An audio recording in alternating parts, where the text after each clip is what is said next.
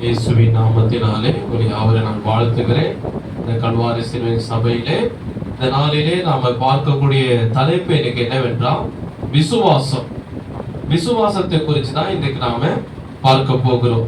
ஏனென்றால் வேதம் சொல்கிறது, எபிரியர் 11ஆம் அதிகாரம் எடுத்துக்கொள்ளுங்க. எபிரியர் 11ஆம் அதிகாரம் 6ஆம் வசனம். அதை பார்க்கும்போது விசுவாசம் என்ன தலைப்பிலே நான் உங்களுக்கு ஞாயிற்றுக்கிழமை கல்வாரி சபையிலே போதித்து வருகிறேன். நீங்களும் தவறாமல் கேட்டுக்கொண்டு வருகிறீங்க. அதுக்காக கர்த்தரை நான் சோத்தரிக்கிறேன். அருமையான இந்த யூடியூப் சேனல் மூலியமாகவும் அநேகர் இந்த விசுவாசத்தை குறித்து இந்த தொடர்புகளை பார்த்து வரீங்க. தொடர்ந்து ஜெபித்துக் கொள்ளுங்கள். கல்வாரி சபைக்காகவும் சபை ஜனங்களுக்காகவும் எனக்காகவும் தொடர்ந்து ஜெபித்துக் கொள்ளுங்கள். கர்த்தருடைய இந்த வார்த்தை பூமியின் எல்லை வரைக்கும் போக வேண்டும். அநேக மக்கள் ரட்சிக்கப்படணும், சத்தியத்தை அறிகிற அறிவில் வளரணும் சொல்லி தேவன் சித்தம் உள்ளவராக இருக்கிறார். அந்த சித்தம் நிறைவேறுவதற்காக நீங்கள் யூடியூப் சேனல் பார்க்கிற நீங்களும் சரி, கல்வாரி சபைக்கு வருகிற நீங்களும் சரி ஜெபித்துக் கொள்ளுங்கள். இந்த நாளில் நான் பார்க்க போகிற தலைப்பு விசுவாசம், ஃபெய்த். ஏன்னா இந்த விசுவாசத்தின் அடிப்படையில் தான் தேவன் நம்முடைய வாழ்க்கையில் எந்த ஒரு நன்மையும் செய்வார். விசுவாசம் இல்லாமல் தேவன் நமக்கு எதையும் செய்ய மாட்டார். எனவே அதான் சொல்லப்படுகிறது. இன்னைக்கு பார்க்கும் போது அருமையான ஐயா டேனியல் ஊழியக்காரர் இன்னைக்கு நம்மை ஆராதனைக்குள்ளாக வழிநடத்தினார். ரொம்ப ஆஸ்வாதமா இருந்தது. அல்லேலூயா. பாருங்க, இன்றைக்கு நான் பார்க்கக்கூடிய இன்னைக்கு பைபிள்ல பார்க்கும்போது ஆதிகாமத்திலிருந்து வெளிப்பட்ட விசேஷம் வரைக்கும் பாத்தீங்கன்னா 66 புத்தகங்கள் இருக்கிறது. ஆனா எவ்வளவு சம்பவங்கள் இருக்கிறது. பழைய ஏற்பாடிலும் புதிய ஏற்பாடிலும் எவ்வளவு சம்பவங்கள் இருக்கிறது, எவ்வளவு பரிசுத்தவான்கள் இருக்கிறாங்க. ஆனாலும் இன்னைக்கு ஆராதனையை பார்க்கும் போது இன்னைக்கு நான் என்ன சம்பவத்தை எடுக்க போகிறேனோ, யாரை குறித்து பேச போகிறேனோ, அதை குறித்து அருமையாக ஐயாவுக்கு தெரியாது. நான் நேற்று போன் பண்ணி சொல்ல, காலைல கூட வந்தாரு, நான் சொல்லல. ஆனா ஆராதனையிலே பரிசுத்த ஆவியானவர் கரெக்டா அந்த சம்பவத்தையும் அந்த வசனத்தை பேசினார். அல்லேலூயா.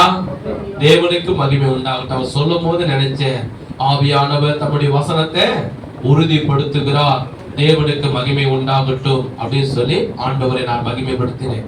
அது இந்த சம்பவத்துக்குள்ளே நம்ம பார்க்க போகிறோம். சரி, இப்போது எபிரியர் 14ஆம் அதிகாரம் 6ஆம் வசனம் நான் வாசிக்கிறேன். விசுவாசம் இல்லாமல் தேவனுக்கு பிரியமா இருப்பது கூடாத காரியம். ஏனென்றால் தேவனிடத்தில் சேருகிறவன் அவர் ஒன்றென்றும் அவர் தம்மை தேடுகிறவர்களுக்கு பலன் அளிக்கிறவர் என்றும் விசுவாசிக்க வேண்டும். ஒரு ஆமென் சொல்லுவோமா?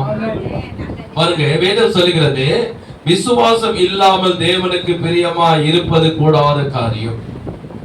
விசுவாசத்தின் அடிப்படையில் தான் தேவன் நமக்கு நன்மை செய்வான். விசுவாசத்தின் அடிப்படையில் தான் தேவன் நமக்கு ஒரு அற்புதங்களை செய்வான். விசுவாசத்தின் அடிப்படையில் தான் தேவன் நம்முடைய ஜெபத்துக்கு பதில் கொடுப்பான். விசுவாசத்தின் அடிப்படையில் தான் நம்ம உபவாசம் இருந்தா கூட தேவன் பதில் கொடுப்பான்.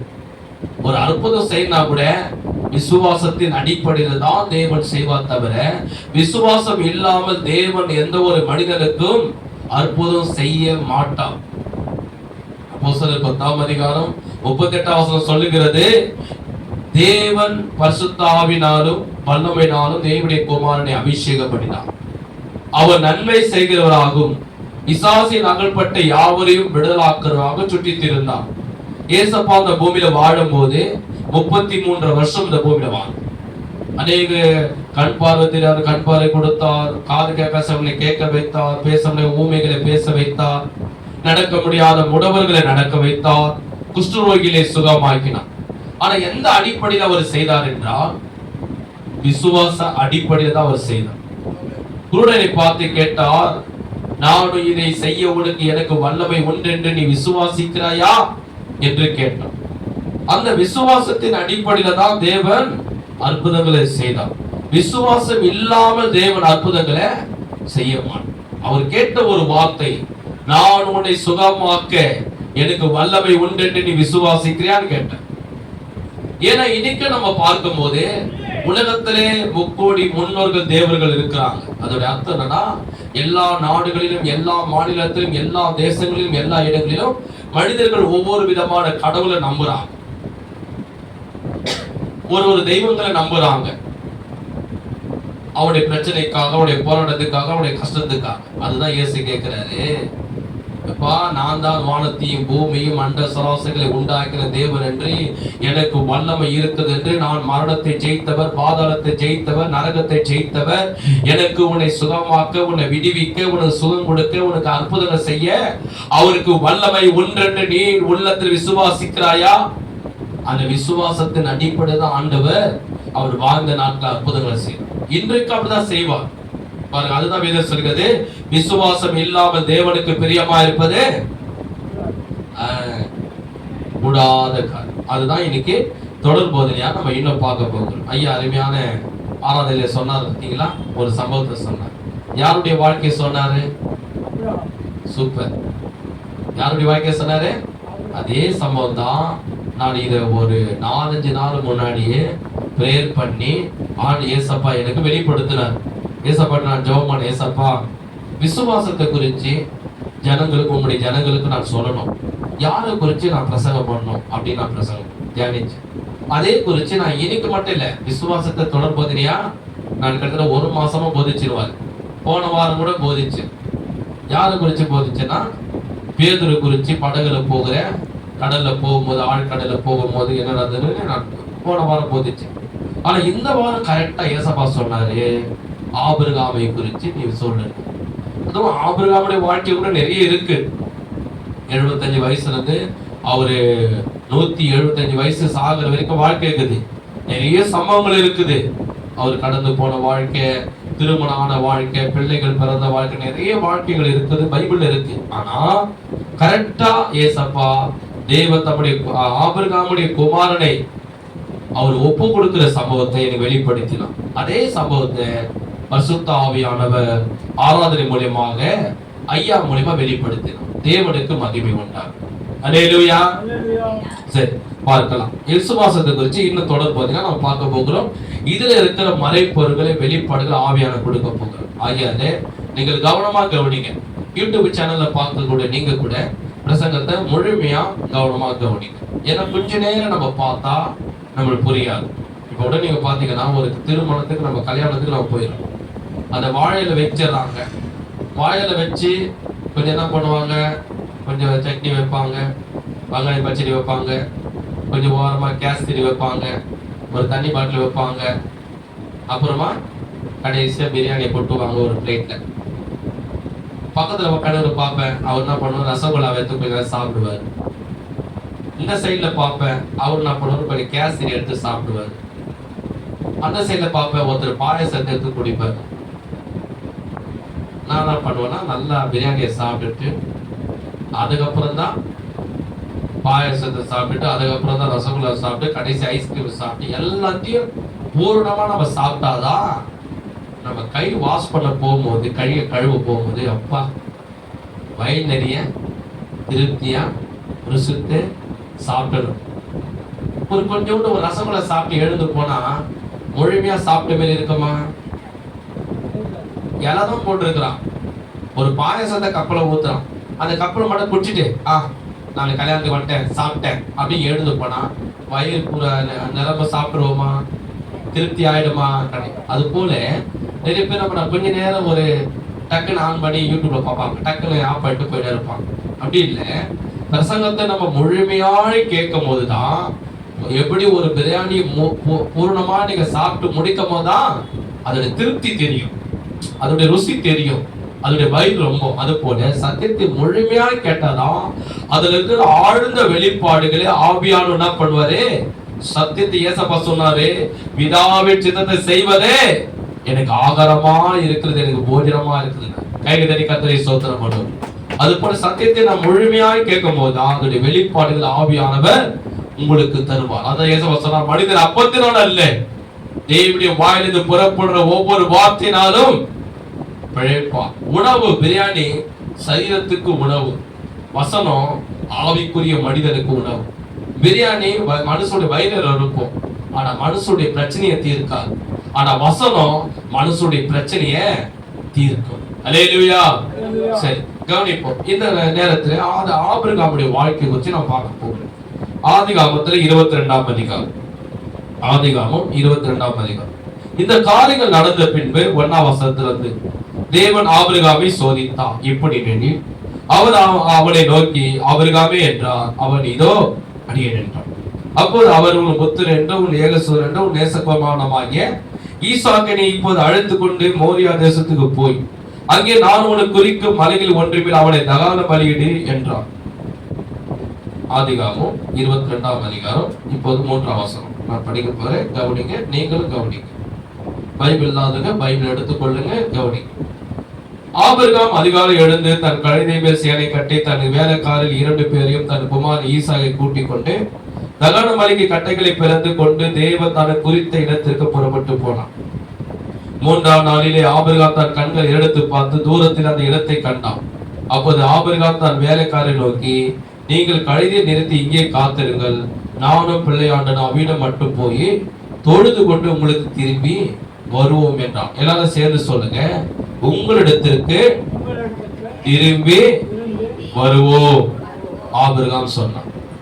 போதுங்க, இந்த பகுதி அப்படியே வச்சுக்க. இப்ப என்ன கவனிக்க, கர்த்தர் நான் சொல்றாரு ஆபிரகாமை சோதிக்கும்படியாக அவர் சொல்றாரு, நீ நேசிக்கிற, நீ அன்பு வச்சிருக்கிற, ரொம்ப நேசகுமார் ரொம்ப பிரிய வச்சிருக்கிற அந்த மகனை எனக்கு பலி கொடு. சில பேர் நிறைய பேர் என்கிட்ட சொல்லியிருக்கிறான், ஐயா தவம் எடுத்து கோயிலுக்குள்ளமா ஏறி இறங்கி டாக்டர்லாம் பார்த்து 10 வருஷம் கழிஞ்சு எனக்கு பிறந்த பிள்ளையா ரொம்ப செல்லமா பார்த்துக்கிறேன். இந்த ஆபிரகாமுக்கு எப்போ இந்த மகன் பிறந்தாரா? 25 வருஷத்துக்கு பிற்பாடு 75 வயசுல ஆண்டவர் வாக்குத்தத்தம் கொடுத்தாரு. 100 வயசு இவருக்கு பிள்ளை பிறந்தது. 25 வருஷம் கழிஞ்சு இவருக்கு பிள்ளை பிறந்தது. அது எத்தனை பிள்ளைங்க? ஒரே ஒரு மகன் ஈசா. இந்த ஈசாக்கு கர்த்தர் சொல்றாரு, நீ நேசிக்கிற பத்தியா, ரொம்ப அன்பு வச்சுக்கிற பத்தியா, காலை எழுந்து நீ கொஞ்சம் இருப்ப, கண்ணே மணியே என் செல்லமே அழகா இருக்கிறிய, மூக்கு அழகாகுது, உன் காது அழகாகுது, உன் கண்ணை சவுப்பாகுது, உங்க அப்பா மாரி இருக்கிறிய, உங்க அம்மா மாரி இருக்கிறிய, என்ன மாரி இருக்கிறிய, நீ தினிக்க கொஞ்சம் இருப்பாரு, உன் மடியில தூக்கி வச்சிருக்கிற பாரு, நீ போகும்போது வரும்போது தோல் மேல தூக்கிற பாரு, உன் நேசகுமாரன் எனக்கு பலி கொடு. ஆபிரகாம் என்ன பண்றாரு தெரியுமா? இது போல 10 வருஷம் கழிஞ்சு ஒரு தாய் கிட்டயோ ஒரு தகப்பன் கிட்டயோ ஒரே ஒரு குழந்தை உள்ளவங்க கிட்ட சொன்னா அவங்க என்ன பண்ணுவாங்க?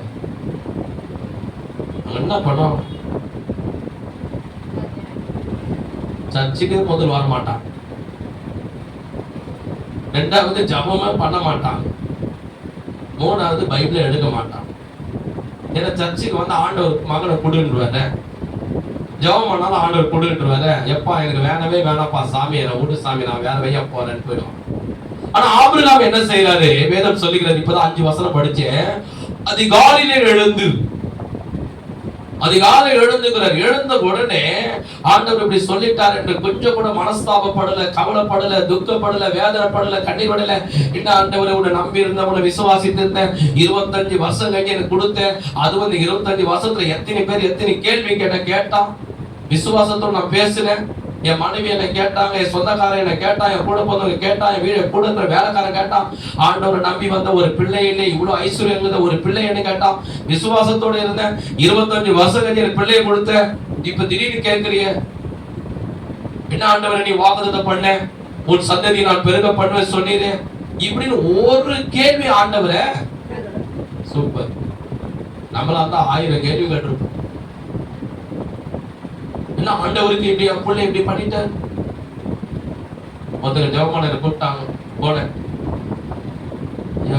இப்படி ஆண்டவர் பண்ற என்னமா பண்ணாரு? ஹாஸ்பிட்டல் வந்து எதனா பண்ணாரு? அது இல்லையா, டாக்டர் சொன்னாங்க என் குழந்தை பிறந்து கொண்டு போய் கண்ணாடியில வச்சுட்டாங்க. சரி, அது வயிற்று ரொம்ப கம்மியா தான். சரி, அதுக்கு ட்ரிப்ஸ் போடுறாங்களா? சரி, ஐயா ஆண்டவர் இப்படி பண்ணாரு. ஜெபம் தானே பண்ண சர்ச்சுக்கெல்லாம் போறேன். 40 நாள் ஜெபமா இருந்தேன். நான் இனிமே சர்ச்சுக்கு வர மாட்டேன். என்ன பண்ணுவாங்க? கொஞ்சம் ஏதாவது ஒரு சின்ன பிரச்சனைனா ஆண்டவர் முறுமுறுப்பாங்க, நெந்திப்பாங்க, தூசிப்பாங்க, குறை சொல்வாங்க, 1000 ஆண்டவர் மேல பைய சுமத்திடுவாங்க. ஆனா ஆபிரகாம் ஒரு வார்த்தை சொல்ல, அதிகாரம் எழுந்துக்கிறார், நேரா போறாரு, மரத்தை நிற்கிறார், மரத்தாண்டை கட்டிய வெட்டுறாரு, கட்டி எடுக்கிறாரு, வேலைக்காரனை கூப்பிடுறாரு, 2 பேரும் சேர்ந்து வாங்க, ஆண்டவர் ஒரு மோரியா மலை சுப்பா சொல்லிக்கிறார், 2 பேரும் வாங்கன்றாரு, 2 வேலைக்கார கூட்டு போறாரு, கட்டி எடுக்கிறாரு, கட்டியை சுமந்து போங்க கைது மேல வைக்கிறாரு, நெருப்ப கையில எடுத்துக்கிறாரு, கத்தி எடுத்துக்கிறாரு, மகனை கூப்பிட்டுக்கிறாரு, போய்கினே இருக்கிறாரு. அந்த இடத்துக்கு போக எத்தனை நாள் ஆயிடுச்சா? வேதத்துல இருக்கு, நீங்க படிச்சு பாருங்க. ஏதோ நான் ஓனா சொந்தமா சொல்ல, 3 நாள் பிரயாணம் பண்ணாரு. எத்தனை நாள்? 3 நாள். அந்த 3 நாள் அவருக்குள்ள எவ்வளவு யோசனை வந்திருக்கும். குழந்தைய பெத்த அம்மா சும்மா இருப்பாங்களா? நீ கூட்டு வந்துட்ட, பெத்த அம்மா என்ன பண்ணுவாங்க? மகன் எங்க கூட்டு போற? கூட்டு பண்ணி சாகடிக்க கூட்டு போற, திருப்பி வரும்போது அம்மா சும்மா விட்டுருவாங்களா? உடனே குழந்தைய கூட்டு பண்ண என்ன பண்ண? எங்க கூட்டு ஏதா மகன் ஏதா நீ என்ன சொல்லுவ? ஆண்டவர் கேட்ட பலி கொடுத்துட்டேன், ஏயா நைஸா கூண்டு போட்டு நீ சாப்பிட்டு வந்துட்டு நைஸா ஆண்டவர் கேட்டார் பலி கொடுத்துட்டு சொல்லிட்டு வந்த, நீ எனக்கு மனைவி வேணாம், இனிமேல் டைவர்ஸ், கோர்ட்டு கேஸ்ல வலிவோம். சாரல் சும்மா இருப்பாங்க. எவ்வளவு யோசனை அவருக்கு வந்திருக்கும். எதையும் யோசிக்கல, ஏதோ சிந்திக்கல, எதற்கும் முக்கியத்துவம் கொடுக்கல. மனைவி இப்படி யோசிப்பாங்களே, இப்படி கேட்பாங்களே, நமக்கு ஒரே ஒரு மகனாச்சே செத்தாம திரும்பி வருவானா, எதையும் திங்க் பண்ணல. ஆண்டவர் மேல விசுவாசம், ஆண்டவர் மேல நம்பிக்கை, ஆண்டவர் மேல வைராக்கியம். அவர் சொன்னாரா அவர் வார்த்தை கீழ்ப்படுவேன், அவருக்கு பயப்படுவேன், அவர் வாக்குத்தத்தம் பண்ணாரா நிச்சயம் நிறைவேற்றுவாரு, அவர் சொன்னதை நான் செய்வேன், அவருக்கு கீழ்ப்படுவேன், அவருக்கு பயப்படுவேன் சொல்லி இந்த மகனை 3 நாள் போய்கினே இருக்கிறார். யார் என்ன சொன்னாலும் பரவாயில்ல, போய்கினே இருக்கிறார். 3 நாள் போட்டு. அது போலதான் நம்முடைய வாழ்க்கையிலும் ஆண்டுடைய காரியத்தை செய்ய, ஆண்டுடைய சிந்தனை செய்ய, ஆலயத்தை நீ போகும்போது, ஜெபம் பண்ணும் போது, வேதத்தை நீ வாசிக்கும் போது, ஊழியம் செய்யும் போது 1000 பிரச்சனைகள், போராட்டங்கள், நிந்தைகள், அவமானங்கள், சொந்த பந்தங்கள், கூட பொந்தவங்க, உங்க வீட்டாண்ட இருக்கிறவங்க, வீட்டுல இருக்கிறவங்களே பிரச்சனைகள் எழும்பினாலும் நீ என்ன பண்ணும்?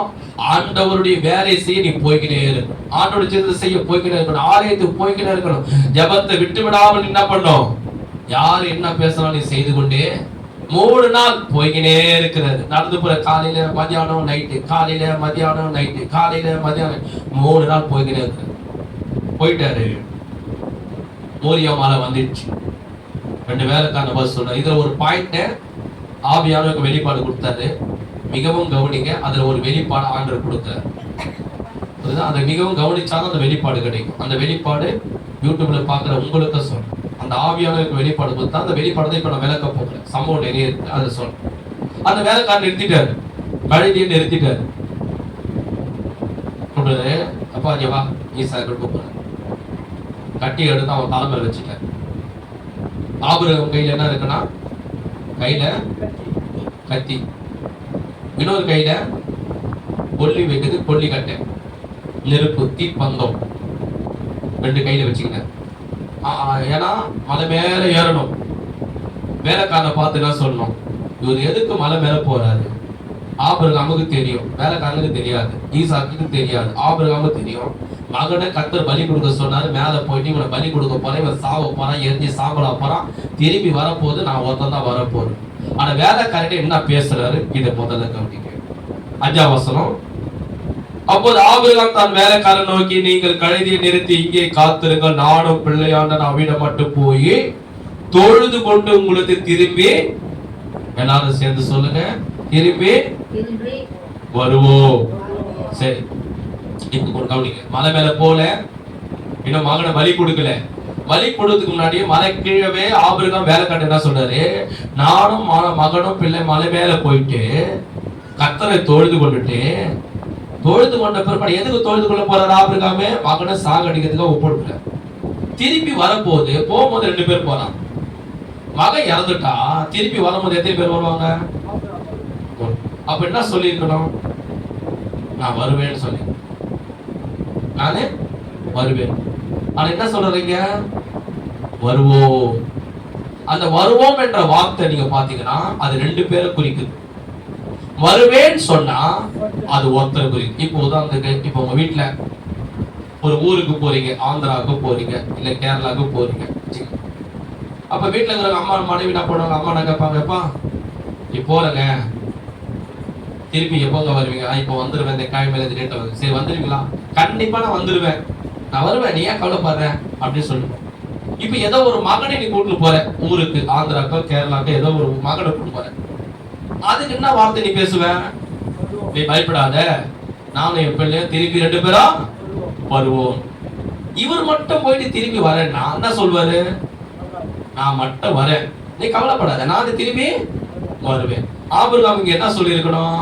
இவருக்கு தெரியும் மலை மேல போனா மகனை பலி கொடுக்க போறான், அவன் எரிஞ்சு சாம்பலாக போறான், சாவு போறான். ஆனா என்ன சொல்லி இருக்கணும்? வேலைக்காரன் கிட்ட, எப்பா நான் திரும்பி வருவேன், நீங்க 2 பேரும் இங்க வெயிட் பண்ணுங்க அப்படின்னு. ஆனா வேலைக்காரன் என்ன சொல்றாரு? மலை மேல போயிட்டு கர்த்தரை தொழுது கொண்டு திருப்பி நாங்க 2 பேரும் ஏன் பேசுறாருன்னா, அதுதான் உள்ளத்துல விசுவாசம் வாயை திறந்து பேசுறாரு. மகனை நான் கொண்டு போய் இங்க பலி கொடுத்தாலும் திரும்பி ஆண்டவர் உயிரோடு எழுப்பி கொண்டு வந்து எனக்கு கொடுப்பாரு, 2 பேரும் திரும்பி என்ன பண்ணுவோம்? வருவோம் என்று விசுவாசத்தோடு பேசுறாரு. ஆனா மலை மேல என்ன நடக்க போகுது? மகனை பலி கொடுக்க போற. திரும்பி வரும்போது எத்தனை பேர் வர போறாங்க? ஒருத்தர் தான் வரணும். ஆனா ஆபிரகாம் எப்படி பேசுறாரு? திருப்பி 2 பேரும் வருவோம். ஆனா கையில என்ன இருக்குது? கத்தி, கொள்ளு கட்டி. கொல்லி வைக்கிறது கட்ட வச்சிருக்கிறாரு. அப்ப இது 2 எதுக்கு? கத்தி இவனை கைத்து அறுக்குது, கொல்லி கட்ட நெருப்பு தீப்பந்தம் இவனை கொல்லி வைக்குது. அவன் திருப்பி ஒரு ஒத்ததான் வரணும். ஆனா என்ன பேசுறாரு? திரும்பி வருவோம். அதுதான் நான் உங்களுக்கு இப்போ ஆவியான உங்களுக்கு பேசுறேன். நல்ல கவனி, இப்போது ஆவியானவரே உங்களுக்கு பேசுறாரு. நல்ல கவனிங்க. ஆபிரகாமுக்கு வந்து எப்படி ஒரு சம்பவம் நடக்க போகுது? மகனை கொண்டு போற, பலி கொடுக்க போற, அவன் எரிஞ்சு சாம்பலா போறான் தெரியும். ஆனா என்ன பண்றாரு? விசுவாசத்தோட பேசுறாரு. நம்ம எந்த பிள்ளைங்க? விசுவாசத்தின் நம் பிள்ளைங்க. நம்ம தான் யாருடைய பிள்ளைங்க? ஆபிரகாமின் பிள்ளைங்க. அப்ப நம்ம எப்படி பேசணும்னா, எந்த சூழ்நிலை, எந்த கஷ்டத்தில, எந்த பிரச்சனையில, கவனிங்க முகத்தை பாருங்க, எந்த சூழ்நிலையில நம்ம எப்படி பேசுறோம்? உள்ளத்திலே கர்த்தர் மேல விசுவாசம் வைத்து வாயை திறந்து விசுவாசத்தோடு நம்ம பேசணும். அந்த விசுவாசத்தோடு நாம் பேசும்போதுதான் கர்த்தர் அந்த இடத்துல அற்புதங்களை செய்வோம். ஒரு ஆமென் சொல்லுவோமா? ஒரு அல்லேலூயா சொல்லுவோமா?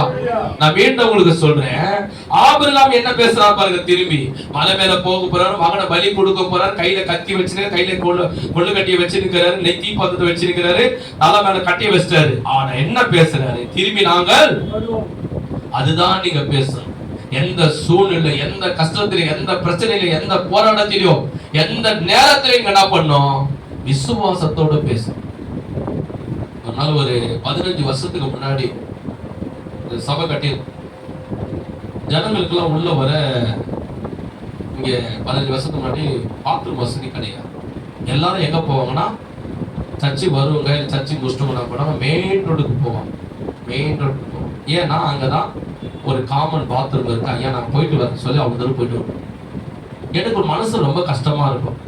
ஏன்னா எவ்வளவு தூரத்துல வராங்க, பாவம், ஒரு பாத்ரூம் இல்லையே, ரொம்ப தூரம் போயிட்டு வராங்களே ஜனங்க. முடிச்சிட்ட பிற்பாடு ரொம்ப தூரம் அதுவும் சொல்லுவாங்க, ஐயா இந்த வசதி இல்லை, அந்த வசதி இல்லை, அதெல்லாம் சொல்லுவாங்க. இது நான் பிரசங்கத்துல சொல்ல முடியல, ஷார்ட்டா சொல்றேன். அப்ப நான் மனசுல வச்சேன். அப்ப நான் சொல்றது 15 வருஷத்துக்கு முன்னாடி. அப்போ பார்த்தீங்கன்னா கையில காசு இல்லை, ஏன்னா நம்ம 3 நேரம் ஊழிய செய்யறோம். அப்போ நான் சொன்னேன், நிச்சயம் நம்ம சீக்கிரமா ஒரு பாத்ரூம் கட்டுவோம். அது கட்ட நான் கூப்பிட்டு ஒருத்தனை, கையில காசு இல்லை, ஒருத்தர் மேஸ்திரியை கூப்பிட்டு பேசுங்க, ஐயா இது கட்ட எவ்வளோ ஆகும் கேட்டா, ட்ரைனேஜ் எடுத்து அதெல்லாம் போடு, இதை பண்ண, அதை பண்ண, இதை பண்ண, எல்லாம் ஒரு 10,000 ரூபாய் ஆயிடு. நான் சொன்னேன், கண்டிப்பா ஆண்டவர் எனக்கு கொடுப்பாரு, நிச்சயம் உங்களுக்கு கூப்பிடுவேன், நீங்க கட்டுவீங்க அப்படின்னு. ஆனா நான் சொல்றது 15 வருஷத்துக்கு முன்னாடி. இப்பயே 10,000 கட்டுறது கஷ்டம். நான் சொல்றது 15 வருஷத்துக்கு முன்னாடி. அப்ப கொஞ்சம் கஷ்டம். அப்பெல்லாம் 20,000 30,000 சாமம். நான் விசுவாசத்தோட ஆண்டவர் நிச்சயம் ஜனங்களுக்காக ஒரு பாத்ரூம் கட்டுவாரு, நான் விசுவாசிக்கிறேன், வெளியே இந்த காம்பவுண்ட் கட்டுவாரு, எனக்கு நம்பிக்கை இருக்கு, விசுவாசம் இருக்கு, விசுவாசத்தோட பேசுறேன். இப்ப எனக்கு வேலை கிடையாது, நான் ஊழியத்துக்கு வந்து 20 வருஷம் ஆயிடுச்சு, 3 நேரம் ஊழியர் செய்யறேன், வருமானம் கிடையாது, நமக்கு எந்த தலைமை சபையும் கிடையாது, சப்போர்ட் பண்ற ஒருவங்க கர்த்தரை நம்முடைய விசுவாசத்தோட பேசுறேன். எங்க வீட்டுல நான் 2007 பைபிள் கட்சி படிச்சு முடிச்சேன். திடீர்னு ஒருத்தர் வந்தார், எப்படி இருக்க? சரி, நல்லா இருக்கேன், வாங்க அங்கிள், நல்லா இருக்கீங்களா? நீங்க நல்லா இருக்கு, பக்கத்துல அங்கிள் உட்காந்து தண்ணி சாப்பிடுங்க, பரவாயில்ல இருக்கட்டும், டீ சாப்பிடுங்க. ஐயோ வேண்டாம், என்ன டீ நான் சாப்பிடுங்க அங்கிள். இல்ல வேண்டாம். என்ன விஷயம் அங்கிள்? ஏதாவது நல்ல விஷயமா வீட்டுல அப்படின்னு கேட்டேன். ரொம்ப நாள் கழிச்சு 2007 படிச்சு முடிச்சு நான் பைபிள் காலேஜ். அப்போ படிச்சு திடீர்னு வீட்டுக்கு வந்தார். உன் அட்ரஸ் எல்லாம் தெரியல, அவங்களோட இவங்களை கேட்டுன்னு வந்தேன், ரொம்ப சந்தோஷம் அங்கிள், உட்காருங்க அங்கிள் அப்படி சொல்லி பேசிக்கும் போது டக்குன்னு ஒரு செக் எடுத்தாரு, எழுதினாரு, சைட் போட்டாரு, கையில கொடுத்தாரு. எழுதுன ஒரு டீ கூட குடிக்கல, டீ கூட குடிக்கல, எழுதி செக்க கையில கொடுத்தாரு. என்ன அர்த்தம் இது? இல்ல எனக்கு ஆண்டவர் பேசுறாரு, ஏதோ ஒரு சபைக்கு கொடுக்கணும், இருந்தா இதை வச்சுக்கணும் சொல்லி சொல்லி அந்த செக்குக்காக ப்ரேயர் பண்ண, அவருக்காக ப்ரேயர் பண்ணி முடிச்சேன். அப்புறம் அவர் போயிட்டார்.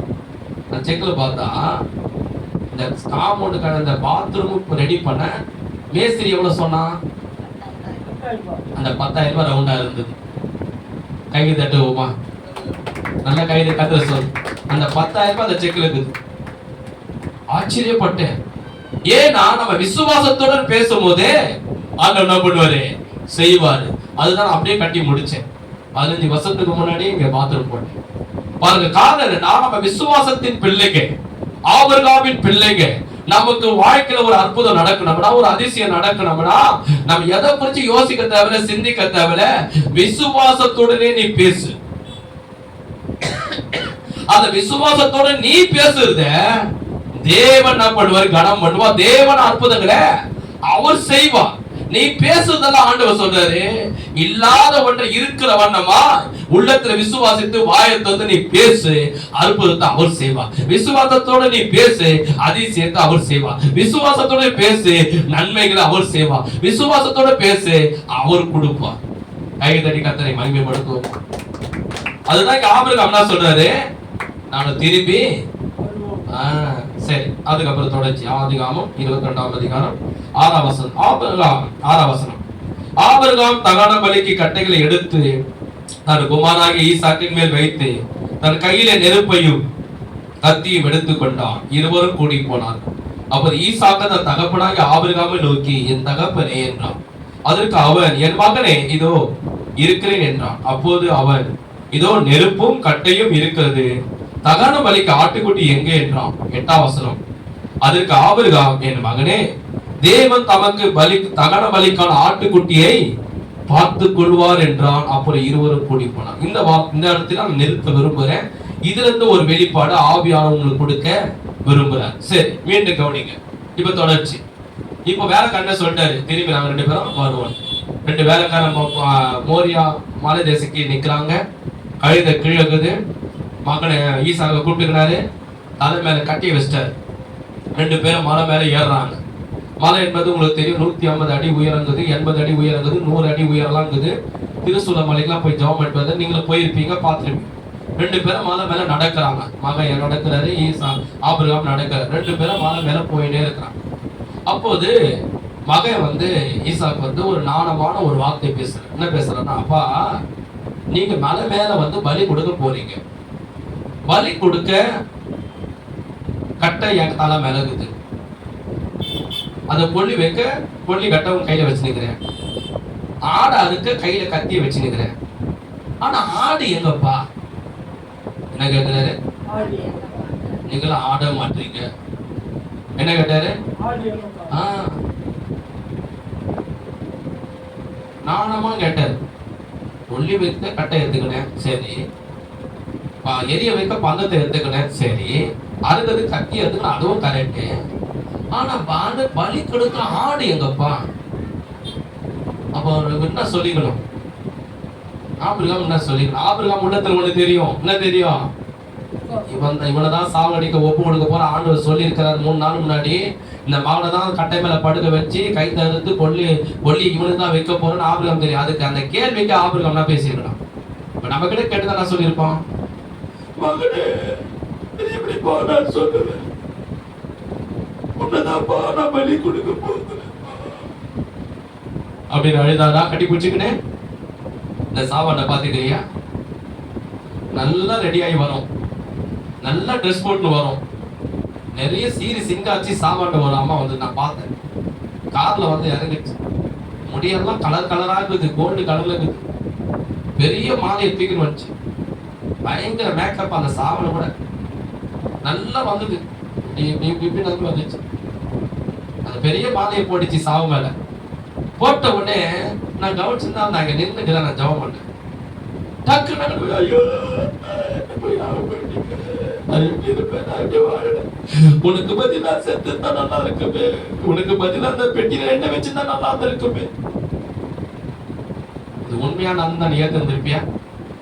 அழுவது நீ சாவது பதில் நான் செத்து தான் நல்லா இருக்குமே. அந்த பொட்டியை திறந்து இந்த அம்மா உள்ள வெயிடா என்ன பண்ணிருக்கேன், அம்மா ஒரே ஓட்டமா போயிட்டு இருக்கு. என்ன பண்ணா ஆபிரகாம் என்ன பண்றாரு, மகனை பார்த்து அப்படி கட்டி போச்சு அழுவுறாரா? ஐயோ மகனே நான் எப்படி சொல்லுவோப்பா அவர்கிட்ட, நீ எப்படி தாங்குவ? எதுவும் பேசல. அவர் என்ன சொல்றாரு, ஆட்டுக்குட்டிய கர்த்தர் பார்த்துக்கணும். அதுதான் ஆராதனையில ஐயா சொன்னாரு பாருங்க, ஆவியான ரவுண்ட் மூலமா பேசுறாரு. ஆட்டுக்குட்டிய கர்த்தர் அப்படி சொல்ல கண்டுதான் கர்த்தர் பார்த்துக் கொள்வான். அதுதான் இன்னொரு ஒரு வார்த்தை என்ன சொல்லப்படும், யெகோவா ஈரே. அதுக்கு அர்த்தம் வசனத்துல இருக்குது காட்டுறேன். யெகோவா ஈரேனா பழைய ஏற்பாட்டுல இருக்கிற எபிரிய மொழி. பழைய ஏற்பாடு இருக்கு இல்லையா, அதெல்லாம் எந்த மொழியில முதல்ல எழுதப்பட்டதுன்னா எபிரிய மொழியில எழுதப்பட்டது.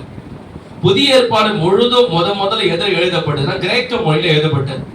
இப்போ ஒவ்வொரு மக்கள் ஒவ்வொரு விதமான லாங்குவேஜ்ல இருக்கிறதுனால அந்தந்த மொழியில படிப்பதற்காக புரிந்து கொள்வதற்காக அச்சடிக்கப்பட்டிருக்கு. நம்ம தமிழ் லாங்குவேஜ் தமிழ்ல அச்சடிக்கப்படுகிறது, மலையாள லாங்குவேஜ் பைபிள் இருக்குது, தெலுங்கு லாங்குவேஜ் தெலுங்கு மொழியில பைபிள் இருக்குது. ஆனா யெகோவா ஈரே என்றால் எபிரிய மொழி.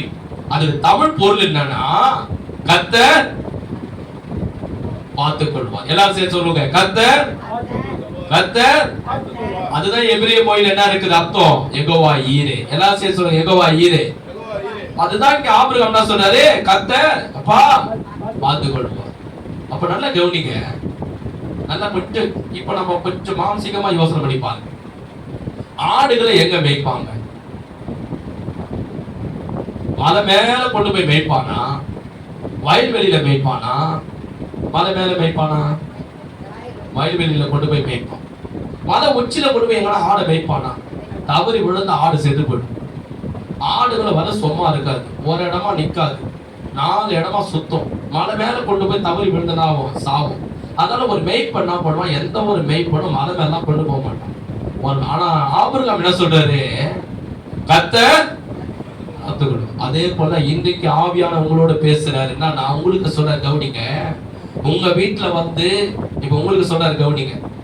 உங்க வீட்டுல வந்து சொல்றாங்க, அப்பா போன மாசம் நம்ம வீட்டு வாடகை கட்டிட்டோம், இந்த மாசம் என்ன பண்ண போறோம் அப்படின்னும் போது நீங்க என்ன சொன்னோம், போன மாசம் கர்த்தர் கொடுத்தாருல, இந்த மாசம் கர்த்தர் கொடுப்பாரு, கர்த்தர் பார்த்துக் கொள்வார். போன மாசம் கண்டல் கொடுத்துட்டோம், வட்டி காசுலாம் கொடுத்துட்டோம், இந்த மாசம் சும்மா இருப்பானா? வட்டி கொடுத்துவேன், கண்டல் கொடுத்த சும்மா இருப்பானா? கரெக்டா பைக்கை கொண்டு வந்து உங்க வீட்டாண்ட நிறுத்திடுவான். கரெக்டா வீட்டு அப்ப என்ன சொல்ற நீங்க, கர்த்தர் போன வருஷம் எப்படியோ ஒரு 5 வருஷத்துக்கு முன்னாடி மகளுக்கு திருமணம் பண்ணோம், கல்யாணம் அப்போ பண்ணி முடிச்சோம், நகை ரேட்டெல்லாம் கொஞ்சம் கம்மியா இருந்தது, எப்படி பண்ணி முடிச்சோம் 3 லட்சம் ரூபாய்க்கு. இப்போ நகை ரேட்ல எப்படி இருக்குது, ஏன ரேட்டுக்கு. பொண்ணுக்கு திருமணம் வச்சுக்கிறோம், பையனுக்கு திருமணம் வச்சுக்கிறோம், எப்படி பண்ண போறோன்னு தெரியலையே, யாரு உதவி செய்ய போறா தெரியலையே, ஸ்கூல்ல எப்படி ஸ்கூல் ஃபீஸும் ஏறி போச்சு, எப்படி கட்ட போறோன்னு தெரியலையே அப்படின்னு உங்களை கேட்டாங்கன்னா, உங்ககிட்ட சொன்னாங்கன்னா நீங்க என்ன சொல்லணும், கர்த்தர் கர்த்தர் திருமணத்துக்கு தேவையானதை கர்த்தர், உங்க ஸ்கூல் படிக்க தேவையான கர்த்தர், உங்க வீட்டு வாடகை கர்த்தர், கைக்கு தட்டி கர்த்தர் சோதரம் பண்ணுங்க. அதுதான் நீங்க பேசணும். என்ன சொல்லணும், ஆண்டவர் போன மாதம் சந்தித்தவர் இந்த மாதமும் சந்திப்பார், போன மாதம் கடன் தொல்லையை தீர்த்தவர் இந்த மாதமும் கடன் தொல்லையை தீர்ப்பார், போன மாதம் என் ஸ்டோர் சமா சந்தித்தவர் இந்த மாசமும் என் ஸ்டோர் சமாவை சந்திப்பார், எதையும் கர்த்தர் சந்திப்பார், கர்த்தர் பார்த்துக் கொள்வார். அதே இன்னொரு இடத்துல சொல்லப்படுகிறது, கர்த்தருடைய பர்வதத்திலே பார்த்துக் கொள்ளப்படும். இப்ப நம்ம சொன்னோம்னா அப்படிதான் நம்ம என்ன பண்ணோம், விசுவாசத்தோடு நம்ம என்ன பண்ணோம், பேசணும். இப்ப நம்ம உங்க அக்கௌண்ட்ல காசு இருக்குது, உங்க அக்கௌண்ட்ல பேங்க்ல பணம் இருக்குது வச்சுங்க. இப்ப உங்க வீட்டுக்கு சாமான் வாங்கணும், ஏதோ ஒரு துணி எடுக்கணும், வீட்டுல பொருள் வாங்கணும், ஏதோ ஒரு உணவு பண்ணணும். இப்ப உங்க கையில காசு இல்லை, நீங்க உடனே என்ன பண்ணுவீங்க, ஆனா உங்க அக்கௌண்ட்ல 10,000 ரூபாய் இருக்குது, என்ன செய்வீங்க? இப்ப வீட்டுல இருந்து சொல்றாங்க, என்னங்க வீட்டுல இன்னைக்கு மகனுக்கு பிறந்த நாள், துணி எடுக்கணும், பிரியாணி செய்யணும், கேக் வெட்டணும், என்ன பண்ண போறீங்க? கையில உங்ககிட்ட 1000 ரூபாய் கூட இல்ல, ஏதோ 100 200 வச்சிருக்கீங்க. இப்போ உடனே என்ன பண்ணுவீங்க? பொதுவா கேட்கிறேன், என்ன பண்ணுவீங்க? பார்த்துக் கொள்வாரா? அவ்வளவுதான். பேங்க்ல 10,000 ரூபாய் இருக்குது, என்ன பண்ணுவோம்? நேரா பேங்க்குக்கு போவோம், ஏடிஎம் கார்டை போடுவோம், அதுல இருந்து ஒரு 5,000 ரூபாய் எடுப்போம். ஏன்? நான் உன் காசு எங்க இருக்குது? பேங்க்ல இருக்குது. அதே போலதான் சொல்றேன், உன்னை ஆசீர்வதிக்க, உனக்கு நன்மை செய்ய, உனக்கு உதவி செய்ய, உனக்கு தேவையான ஏற்ற நேரத்துல உனக்கு பணத்தை கொடுக்க, ஏற்ற நேரத்துல உனக்கு நகையை கொடுக்க, ஏற்ற நேரத்துல உனக்கு வீட்டை கொடுக்க, ஏற்ற நேரத்துல வேலையை கொடுக்க, எல்லாம் எங்க இருக்குன்னா கர்த்தருடைய பர்வதத்துல இருக்கிறது, கர்த்தரிடத்துல இருக்கிறது. எபேசியர் 1:3 சொல்லப்படுகிறது, அவர் உன்னதங்களிலே ஆவிக்குரிய சகல ஆசீர்வாதத்தினாலும் உன்னை என்னையும் கிறிஸ்துக்குள்ளாக பரலோகத்திலே நிறைவாக ஆசீர்வதித்திருக்கிறார். கைதடி கர்த்தரை ஸ்தோத்திரம் பண்ணுங்க. அப்ப நம்முடைய ஆசீர்வாதம் எங்க இருக்கு? பரலோகத்துல இருக்குது. நம்ம சொல்றது என்ன? கர்த்தர் பார்த்துக்கொள்வார். கையில காசு கஷ்டப்படுது, கர்த்தர் பார்த்துக்கொள்வார். கல்யாணம் எப்படி நடக்கும்? கர்த்தர் பார்த்துக்கொள்வார். வீடு எப்படி கட்ட போறோம்? கர்த்தர் பார்த்துக்கொள்வார். எப்படி ஸ்கூல் ஃபீஸ் கட்ட போறோம்? கர்த்தர் பார்த்துக்கொள்வார். இப்ப இவ்வளவு நாள் கட்டணும்ல, இனிமேலும் கட்டுவோம். இவ்வளவு நாள் கர்த்தர் கொடுத்தார்ல, இனிமேலும் கொடுப்பார். அல்லேலூயா. அதனால பண்ண நம்ம விசுவாசத்தோடனே பேசணும். ஆபிரகாம் எப்படி விசுவாசிக்கிறாரு? வாயை திறந்து பேசுறாதான் விசுவாசம். ஆனா இன்னைக்கு பாருங்க என்ன பண்றாங்க, நிறைய பேர் இந்த குட் ஃப்ரைடே அன்னைக்கு, இந்த ஈஸ்டர் அன்னைக்கு 40 நாள் ஜெபிக்கிறாங்க, 21 நாள் ஜெபிக்கிறாங்க. நல்லது, தவறு இல்லை. நம்ம கூட 21 நாள் ஜெபம் வச்சிருக்கோம், தவறு இல்லை. ஆனா நீ எந்த அளவு உள்ளத்துல விசுவாசித்து வாயை திறந்து பேசுற, அதன் பிரகாரம் தான் ஆண்டவர் என்ன பண்ணுவாரு? நமக்கு நன்மைகளை செய்யும். நீ நல்லா ஜெபம் பண்ணி உபவாசமா இருந்துட்டு ஆண்டவர் கொடுப்பாரு, கொடுக்க மாட்டாரு, செய்வாரு, செய்ய மாட்டாரு தெரியல, பணம் கிடைக்குமோ கிடைக்காது தெரியல, வியாதி சுகமாகுமோ ஆகாது தெரியல, ஸ்கூல் ஃபீஸ் கட்டணும் கட்ட மாட்டேன்னு தெரியல, இந்த கடனை கொடுப்பனும் கொடுக்க மாட்டேன்னு தெரியல, நான் என்ன செய்வேன்னு தெரியலையே, என்ன பண்ணுவேன்னு தெரியலையே அப்படின்னு நீ அவிசுவாசமா பேசுறீங்கன்னா, நீ 40 நாள் ஜெபம் பண்ணாலும் அதுக்கு பலன் கிடைக்கும். அதை ஏசப்பா மார்க் 11:23 சொன்னாரு, நீங்கள் ஜெபத்தில் எவைகளை கேட்டுக்கொள்வோம் என்று பெற்றுக்கொள்வோம் என்று விசுவாசிக்கிறீர்களோ அவைகளை பெற்றுக்கொண்டோம் என்று விசுவாசிங்கள், அப்போது அவைகள் உங்களுக்கு உண்டாகும் என்று மார்க் 11:23 ஏசப்பா சொல்லுவார். நீ எதெல்லாம் ஜெபத்துல கேட்ட அதெல்லாம் கர்த்தர் கொடுத்துட்டார், எதெல்லாம் உபவாசித்த அதெல்லாம் கர்த்தர் கொடுத்துட்டார். உள்ளத்துல விசுவாசி, வாயை திறந்து நீ பேசு, கர்த்தர் அற்புதங்களை செய்வார். கையை தட்டி கர்த்தரை நாம் ஸ்தோத்திரம் பண்ணுவோமா? சரி, இன்னும் கொஞ்சம் தொடர்ச்சியா 9ஆம் வசனத்துல இருந்து, ஆதியாகமம் 9ல இருந்து, தேவன் அவனுக்கு சொல்லியிருந்த இடத்துக்கு வந்தார். அங்கே ஆபிரகாம் ஒரு பலிபீடத்தை உண்டாக்கி கட்டைகளை அடக்கி தன் குமாரன் ஈசாக்கை கட்டி அந்த பலிபீடத்தில் அடக்கி கட்டைகள் மேல் அவனை கடத்தினான். பின்பு ஆபிரகாம் தன் குமாரனை வெட்டும்படி தன் கையை நீட்டி கத்தி எடுத்தான். அப்போது கர்த்தருடைய தூதனானவர் வானத்திலிருந்து ஆபிரகாமே ஆபிரகாமே என்று கூப்பிட்டார். அவன் இதோ அடியேன் என்றான். அப்போது அவர், பிள்ளையாண்டார் மேல் உன் கையை போடாதே, அவனுக்கு ஒன்றும் செய்யாதே, நீ அவனை உன் புத்திரன் என்றும் உன் ஏகசுதன் என்றும் பாராமல் எனக்காக ஒப்பு கொடுத்தபடினால் நீ தேவனுக்கு பயப்படு என்று இப்போது அறிந்திருக்கிறேன் என்றான். ஒரு ஆமே சொல்லுவோமா? ஒரு அல்லையா சொல்லுவோமா? இப்போ மகன் என்ன சொல்லிட்டாரு, என்ன சொல்ற, மலை மேல ஏறுறாங்க 2 பேரும். ஏற நேரத்துல ஆபிரகாம் வந்து மகன் கேட்கிறாரு ஒரு வார்த்தை, நானுமா கட்டக்குதுப்பா, கத்தி நீ கையில வச்சிருக்கிற, புல்லு கட்டிய வச்சிருக்கிற, ஆடு எங்கன்னு கேட்டேன். ஆபிரகாம் விசுவாசத்தோட பேசுற, என்ன பேசுறாரு, கத்த பார்த்து கூட விசுவாசம் பேசுறாரு. சரி, இப்ப மட்டும் மலை மேல போறாங்க 2 பேரும், ஆபிரகாமும் ஈசாக்கும் மேல போறாங்க. ஈசாக்கு தலை மேல கட்டக்குது, இவரு கையில கொள்ளு கட்டுக்குது, கத்திக்குது, போய்கினேங்கிறான். மலை மேல போயிட்டாங்க. இப்ப எரிய வைக்கணும்னா கட்டையை வைக்கணும். நிறைய பேர் பார்த்தா இந்துல சாகும் போது கட்டைகளை நிறைய அடுக்குவாங்க. கட்டைகளை அடைக்குதான் என்ன பண்ணுவாங்க, கட்டை மேல அந்த குணத்தை வந்து படுக்க வைப்பான். அதுக்கப்புறம் தான் கொள்ளு கட்டி எடுத்து வைப்பான். அதே போல ஆபிரகாம் என்ன பண்ணி மேல போறாரு, மேல போயிட்டு கட்டைகளை அடுக்கிறாரு. தலைமையில ஈசா கொண்டு அந்த கட்டையை தூக்கி வச்சு அடுக்கிறார். ஈசாக்கு கையை கால கட்டி தூக்கி மேல கட்டை மேல படுக்க வைக்கிறார். இப்ப என்ன பண்றாரு, பையுள்ள இருந்து கத்தி எடுக்கிறார், எடுத்து தொண்டையாண்ட வைக்கிறார். ஒரு வலி வச்சாருன்னா, தொண்டை அறந்துச்சுன்னா உயிர் போயிடும், செத்துருவோம். கத்திய கையை தொண்டையில வச்சு ஒரு வலி வலிக்க போறாரு, வலிச்சானா செத்துருவான். செத்த உடனே கொள்ளு கட்டி எடுத்து நெருப்புல வச்சிருவாரு. இவர் செத்துருவான்னு சொல்லி கத்தியை வச்சு வைக்கிறாரு. உடனே மேல இருந்த ஆபிரகாமுக்கு தேவதூதன் வானத்துல ஒரு சத்தம். அதான் ஐயா கூட ஆவியானவர் அவர் மூலியமா பேசுறேன். நீங்க கவனிச்சீங்கன்னா நான் கவனிச்சேன்.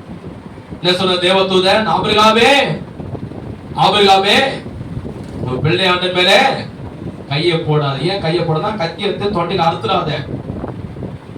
உன் புத்திரன் என்றும் உன் ஏகசுதன் என்றும், அதாவது என்ன சொன்னா நம்ம வார்த்தையில சொன்னோம்னா உன் செல்ல பிள்ளைன்னு, உனக்கு ஒரே மகன் என்று நீ பார்க்காம நான் உனக்கு சொன்னேன், நீ கொண்டு போய் மோரியாமல்ல உன் பலி கொடுன்னு சொன்னேன். என் சொல்லுக்கு என்ன பண்ண? நீ கீழ்ப்படிந்த. எனக்கு நீ என்ன பண்ண? பயந்த. அவர் சொல்றாரு பாரு, எனக்கு நீ பயந்த, என் சொல்லுக்கு நீ கீழ்ப்படிந்த அப்படின்னு சொல்றாரு. அப்போ நல்லா கவனிங்க. அதுக்கப்புறம் கர்த்தர் ஆபிரகாமை ஆசீர்வதிக்க தொடங்குறார். ஆனா நல்லா கவனிங்க, இங்க நான் நிறுத்த விரும்புறேன். இதுல இருந்து ஒரு வெளிப்பாடு உங்களுக்கு கொடுக்க விரும்புறேன். சரி, ஆபிரகாம் எந்த அடிப்படையில மகனை ஒப்பு கொடுத்தார்? விசுவாசம். எது நிமித்தம் மகனை ஒப்பு கொடுத்தாரு? அவருக்குள்ள விசுவாசம் சொன்ன கரெக்ட், ஆழமான வார்த்தை. அவருக்குள்ள விசுவாசம். அது எப்படிப்பட்ட விசுவாசம்? விசுவாசம் நிறைய விசுவாசம் ரொம்ப வலிக்குது, ஆண்டவர் நம்பும், ஆண்டவர் தான் நம்புறேன், அது விசுவாசம். ஒரு அம்மா, ஐயா கால் ரொம்ப வலிக்குதியா, ஜெபம் பண்றம்மா, ஏசப்பா நம்ம நல்லா ஆயிடும், ஆண்டவர் தான் நம்புறேன், அது விசுவாசம். இவர் ஆபிரகாமுக்கு எப்படிப்பட்ட விசுவாசம் இருந்தது? அதான் கேள்வி. மகனை கொண்டு போனாரு, கட்டியை வச்சுட்டாரு, கத்தியை எடுத்துக்கினாரு, தொண்டையை அறுத்தாதான் செத்தான், கொள்ளு கொட்டியை தூக்கி வச்சாருன்னா இவன் ஏற்றி சாம்பலானா. ஆனா எப்படி இவன வேலைக்காரங்கிட்ட சொல்ல முடியும்? சொல்லிட்டு போனார் வேலைக்காரங்கிட்ட 5ஆம் வசனத்துல.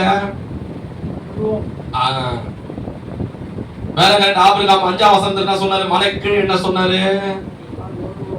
திரும்பி. அப்ப எப்படி நீ சொன்னாத?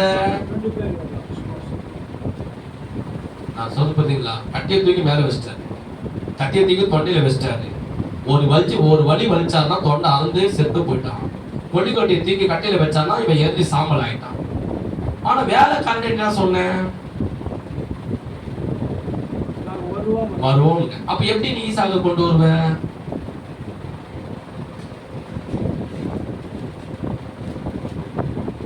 கத்தியை தொண்டையில வச்சிட்டேன், செத்தானா கொள்ளி கட்டி வச்ச எரிஞ்சு சாம்பல் ஆயிடுவான்.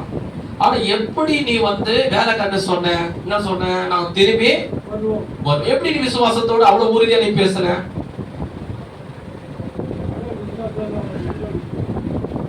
எப்படிப்பட்ட அவருக்குள்ள விசுவாசம் சொன்னா பாத்தீங்களா? ஐயா பேசும்போது ஆவியானவர் பேசுறாரு. அவருக்குள்ள இருந்த விசுவாசம், அதாவது சொல்ல முடியாத ஒரு விசுவாசம், அதான் சொல்ல முடியும், பயங்கரமான ஒரு விசுவாசம். விசுவாசம் தகப்பன் என்று அழைக்கப்பட்ட எப்படிப்பட்ட விசுவாசம்? ஆவியானவர் எனக்கு இது மூலமா எனக்கு ஒரு வெளிப்பாடு தந்தாரு, அந்த வெளிப்பாடு உங்களுக்கு கொடுப்பாரு. இந்த யூடியூப் சேனல் பாக்குற உங்களுக்கு கொடுப்பாரு, மிக கவனிங்க. உங்களுக்கும் கொடுப்பாரு, கவனிங்க. அவருக்குள்ள என்ன விசுவாசம் தானா? வேலைக்காரன் என்ன சொன்னாரு? மலை கீழே எப்பா நாங்க 2 பேரும் திரும்பி வருவோம். அப்ப கட்டியை நீ அடிக்கிட்ட, மேல மகனை படுக்க வச்சிட்ட, கத்தியை தூக்கி தொண்டையில அறுக்க போற, கொள்ளி கொட்டியை தூக்கி வைக்க போற, அவன் செத்து எரிஞ்சு சாம்பலாக போறான். திருப்பி உயிரோட செத்து போன உயிரோட வருவானா? பொதுவா கேட்கிற கேள்வி. ஒருத்தரை கொண்டு போயிட்டு கொள்ளி கட்டிலாம் வச்சு சூடாட்ட சாவச்சிட்ட, எரிச்சு சாம்பலாகிட்ட, திருப்பி அந்த மனுஷன் வருவானா? பொதுவான கேள்வி, வருவானா? அப்ப எப்படி நீ சொன்ன வேலைக்காரங்கிட்ட நாங்க 2 பேரும் திரும்பி வருவோம்? அவருக்குள்ள எப்படிப்பட்ட விசுவாசம் இருந்ததுன்னா, இயற்கைக்கு அப்பாற்பட்ட விதத்துல விசுவாசம் இருந்தது. நல்ல கவனிங்க. செத்து எரிஞ்சு சாம்பலான மனிதன் மீண்டும் உயிரோடு வர முடியுமா? பொதுவா வர முடியாது. இயற்கைக்கு அப்பாற்பட்ட விதத்திலே ஆண்டவர் மேல ஆபிரகாமுக்கு விசுவாசம் இருந்தது. எப்படிப்பட்ட விசுவாசம் பாருங்க. அது ஆவியானவர் இங்க விளக்குறார். அந்த கண்களை திறப்பார் பாருங்க. எபிரேயர் 16ஆம் அதிகாரம் 17ஆம் வசனம். இதை கவனிங்க. இதை நான் விளக்கிட்டு நான் முடிக்க போகிறேன்.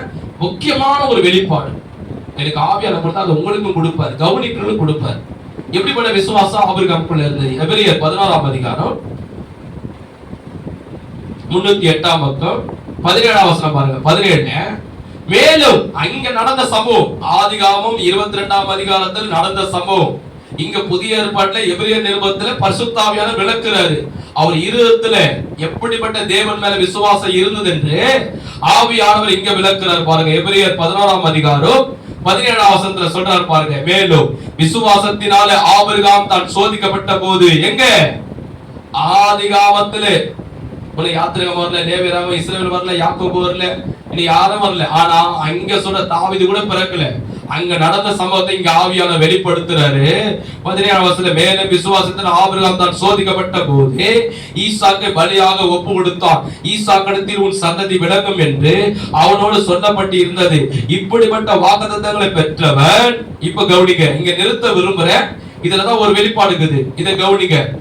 மரித்தோரிலிருந்து எழுப்ப தேவன் வல்லவராயிருக்கான்னு எண்ணி, மீண்டும் சொல்லுங்க எல்லாரும் சேர்ந்து, மரித்தோரிலிருந்து எழுப்ப, நீங்க தான் சொல்லணும் எல்லாரும் சேர்ந்து, மரித்தோரிலிருந்து எழுப்ப தேவன் வல்லவராயிருக்கான்னு எண்ணி எனக்கு ஒரே பேரானவனையே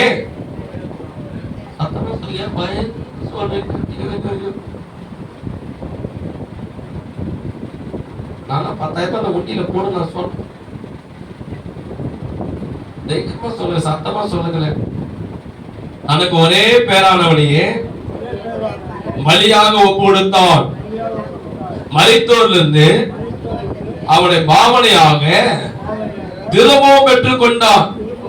கவனிங்க, போதும். ஆவியானவர் அங்க என்ன நடந்து, மலை மேல ஆபிரகாம் கட்டையை வச்சு மகனை பலி கொடுக்கும் போது ஆபிரகாமுடைய உள்ளத்துல எப்படிப்பட்ட விசுவாசம் இருந்தது என்று ஆவியானவர் இங்க விளக்குறாரு. என்ன சொல்றாரு?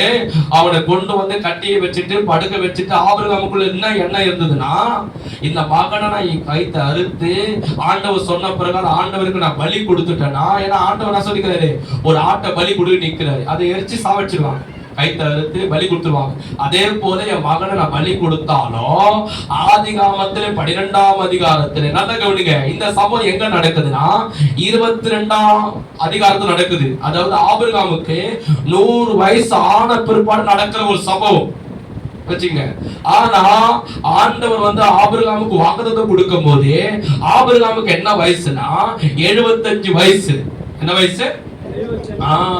25 வருஷத்துக்கு முன்னாடி, அதுக்கு முன்னாடி தேவன் கொடுத்தார் ஒரு வாக்குத்தத்தம். என்ன வாக்குத்தத்தம்? உன் சந்ததியை நான் பெருக பண்ணுவேன் என்று ஒரு 5 வாக்குத்தத்தம் கொடுத்தாரு.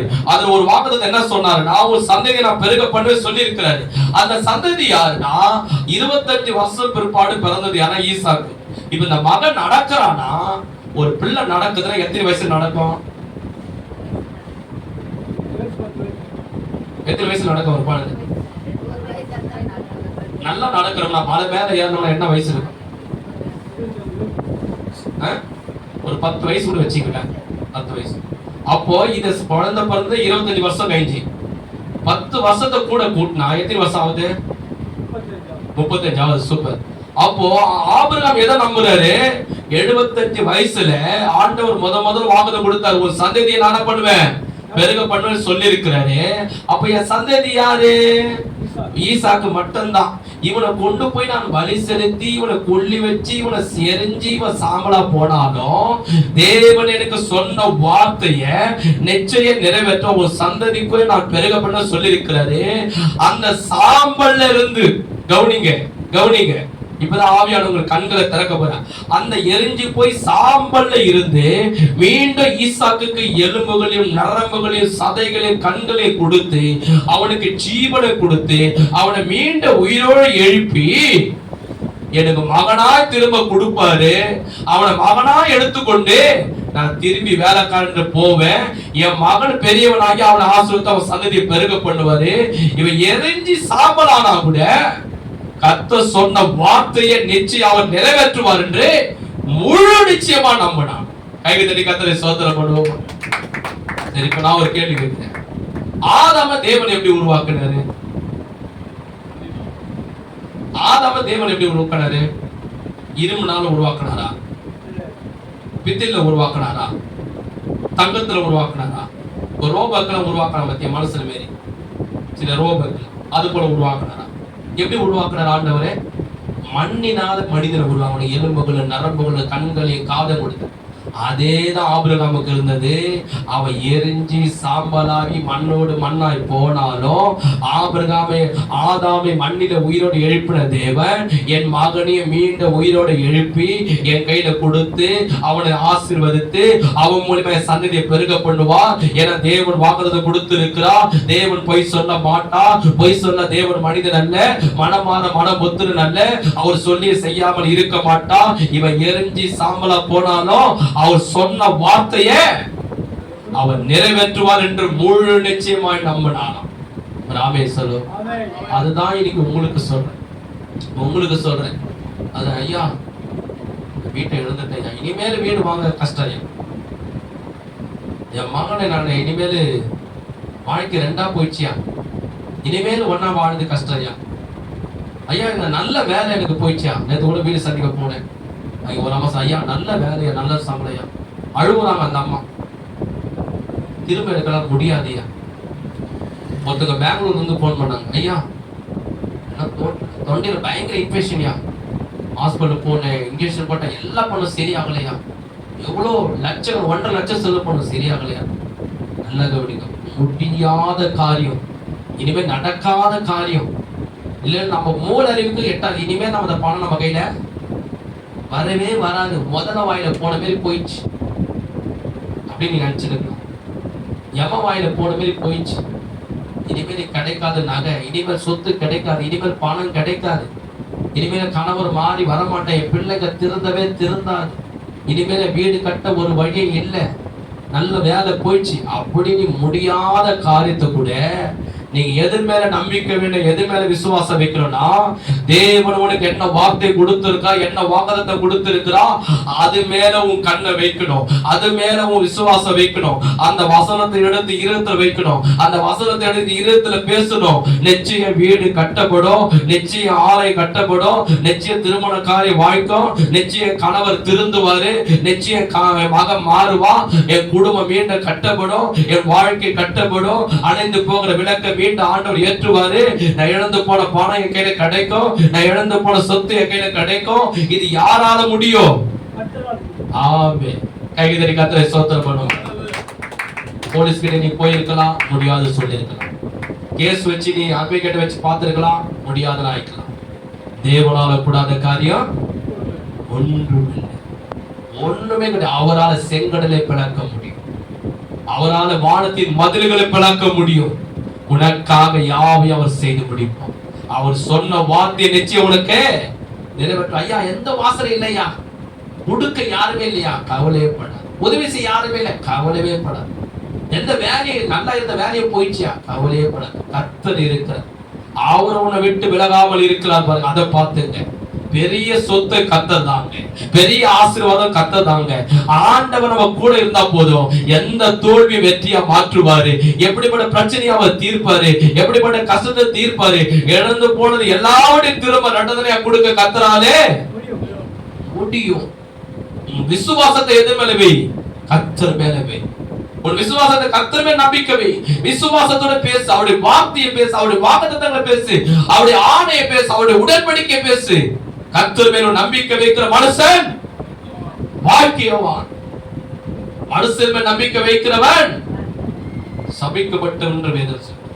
எந்த நேரத்தில் எந்த சூழ்நிலையும் கர்த்தர் மேல் நம்பிக்கை முடியாத கர்த்தர் முடிய பண்ண அவரால. குடும்பத்தில் யார் கடின இருதயம் அதை திருப்ப அவரால முடியும். யார் முள்ளு மேரி ஒரு வார்த்தையை பேசுறாங்க, அதை உடைச்சி பூ மேரி பேச அவரால முடியும். நீ இழந்து போனதை திரும்ப கொடுக்க கர்த்தரால முடியும். அவரால் ஆகாத காரியம் ஒன்றும் இல்லை. அல்லேலூயா. ஆபிரகாம் சொன்னார், மரித்து போன சாம்பலா இருக்கிற என் மகனை மீண்டும் உயிரோடு எழுப்பி குடுக்க வைக்க கர்த்தரால முடியும். வேலைக்காரன் சொல்றாரு, நானும் என் பிள்ளையானு திரும்பி வருவோம். கத்தியத்தை கைத்துல வைக்கிறாரு. என்ன விசுவாசம் தெரியுமா? இவனை எரிச்சு இவனை கொல்லி போட்டு இவனை சாம்பலாக்கினாலும் ஆண்டவர் மீண்டும் இவனுக்கு ஜீவனை கொடுத்து உயிரை கொடுத்து மீண்டும் எழுப்பி என் கையில கொடுப்பாரு. ஏன் தெரியுமா? எனக்கு 75 வயசு இருக்கும் போது கர்த்தர் வாக்குத்தத்தம் கொடுத்திருக்கிறார், உன் சந்ததியை நானே பெருகப்படி. நீங்க சூழ்நிலை எப்படி மாறினாலும் கவலைப்படாத. மனுஷர்கள் உன்னை விட்டு விலகினாலும் கவலைப்படாத. மனுஷர்கள் கொடுக்க மறந்தாலும் கவலைப்படாத. வேலை நல்ல வேலை இழந்தாலும் கவலைப்படாத. கர்த்தர் இருக்கிறார். அவர் உன்னை நடத்துவார், அவர் உன்னை பாதுகாப்பார், அவர் உன்னை ஆசீர்வதிப்பார். அவர் சொன்னதை செய்து முடிக்கிற அளவோ உன்னை விட்டு விலக மாட்டா, உன்னை கைவிடவும் கைதறி கத்தரை நாம் சொல்றோம். கத்தருக்காக நம்ம காணிக்கை தசம்பா கையில் எடுத்துக்கொள்ளுங்க. தேவனுடைய வார்த்தை விசுவா